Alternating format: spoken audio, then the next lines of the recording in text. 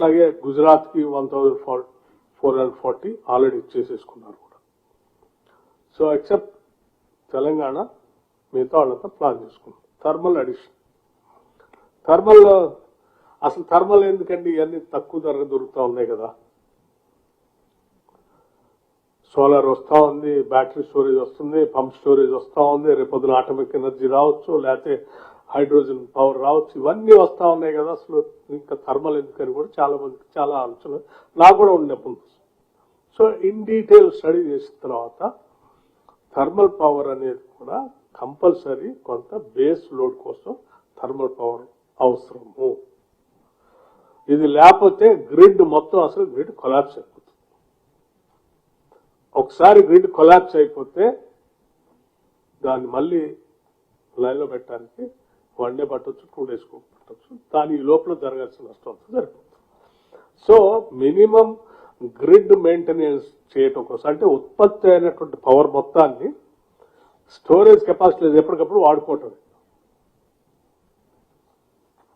వాడుకునేది transmission ద్వారా జరుగుతూ ఉంటుంది. ఈ ట్రాన్స్మిషన్ మనం పవర్ ఏ ట్రాన్స్మిట్ చేస్తూ ఉంటామో ఆ ట్రాన్స్మిషన్ అనేది మొత్తం దాని గ్రిడ్ అనేది టోటల్ కొలాప్స్ అయిపోతుంది. ఒకసారి పెరిగితేనే బొమ్మలు వేస్తూ తగ్గితేనే ఉంది. సో దాన్ని మనం ఆ స్టెబిలిటీ మెయింటైన్ చేయడం కోసం కాన్స్టెంట్ గా వీటి ఉత్పత్తి పెరిగినప్పుడు దీన్ని తగ్గిస్తాం, దీని ఉత్పత్తి పెరిగినప్పుడు దాన్ని తగ్గించుకుంటాం, బ్యాలెన్స్ చేసుకుంటూ కంటిన్యూస్ గా ఒక లెవెల్ మెయింటైన్ చేసుకున్నట్టు చేయాలి. దీనికోసం గ్రిడ్స్ ఒకళ్ళ గ్రిడ్ కొలాప్స్ అయ్యి స్టెబిలిటీ కోల్పోయి ఇన్స్టెబిలిటీ అయితే ఏమైతుందంటే power supply and demand imbalance అయితే గ్రిడ్ ఇన్స్టెబిలిటీ వచ్చేస్తుంది. Grid becomes unstable and shut అయిపోతుంది. Grid collapse causes complete loss of electricity supply, black out అయిపోతుంది. టోటల్ రాష్ట్రమే చిమ్మ చీకటి అయిపోతుంది. చిమ్మ చీకటి ఇప్పటివరకు ఏంటంటే అవుతుంది. దానివల్ల ఏమి నష్టం జరుగుతుంది? ట్రాన్స్పోర్టేషన్ బ్రేక్ డౌన్ అయిపోతుంది. మెట్రో రైలు కానీ, అసలు టోటల్ ట్రైన్స్ కానీ, ట్రాఫిక్ సిగ్నల్స్ కానీ అన్ని ఫెయిల్ అయిపోతాయి.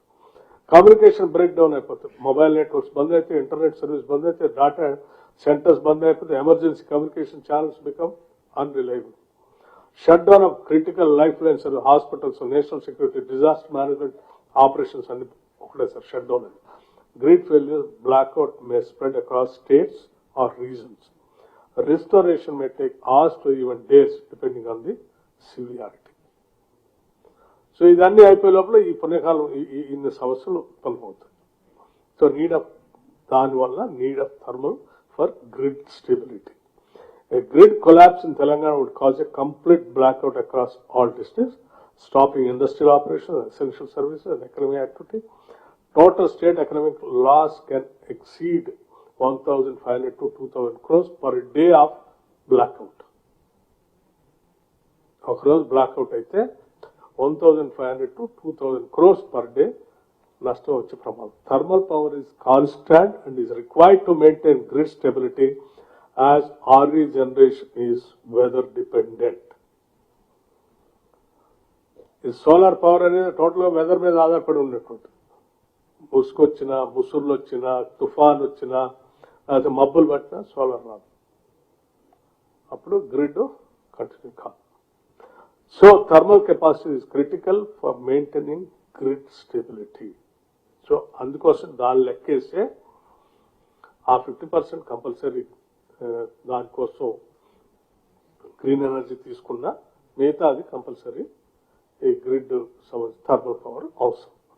సో కేస్ స్టడీ దీనికి ఉదాహరణ కూడా ఏంటంటే on April 20th, 2025 massive blackouts struck in the Iberian Peninsula due to high renewable energy capacity.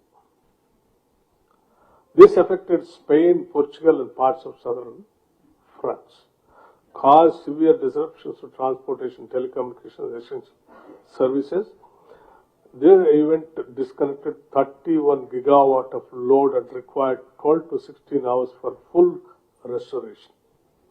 అంటే స్పెయిన్, పోర్చుగల్ లాంటి దేశాల్లో పూర్తిగా రెన్యూవబుల్ పవర్ మీదనే ఈ గ్రిడ్ స్టెబిలిటీ కోసం థర్మల్ పవర్ మెయింటైన్ చేయకుండా చేస్తే ఈ ప్రమాదం జరిగింది. సో సో దీన్ని బేస్ చేసుకొని మిగతా దేశాలన్నీ జాగ్రత్త పడతాయి. గ్రిడ్ స్టెబిలిటీ కోసం థర్మల్ పవర్ కూడా కంపల్సరీ యాడ్ చేసుకుంటూ పోవాలి. So high renewable penetration without adequate base load capacity, base load capacity thermal తో and lack of alternate source can lead to grid failure. Grid failure ఒకసారి అయితే ఈ రాష్ట్రం మీదనే నమ్మకం కూడా పోతుంది వచ్చే ఇన్వెస్టర్స్ కి, ఇండస్ట్రీస్ కి. అట్లాగే thermal capacity road map in megawatts. So దీని ప్రకారం కొంత కంపల్సరీ దాని మెయింటెనెన్స్ కోసం మనం చేసుకోవాలి. 25-26 కల్లా ఎగ్జిస్టింగ్ కెపాసిటీ 13,042 ఉంది. Requirement as per central electricity ప్రకారం 13,042 ఇస్ ఫైన్. 25-26 సరిపోయింది. 26-27 కూడా ఫైన్. 27-28 కూడా ఫైన్. 28-29 కల్లా వచ్చేవరకు -496. ఈ గ్రిడ్ స్టెబిలిటీకి రిక్వైర్డ్ మనం థర్మల్ పవర్ 28-29 కల్లా 496 మినిమం థర్మల్ పవర్ ఏర్పాటు చేసుకోవాలి.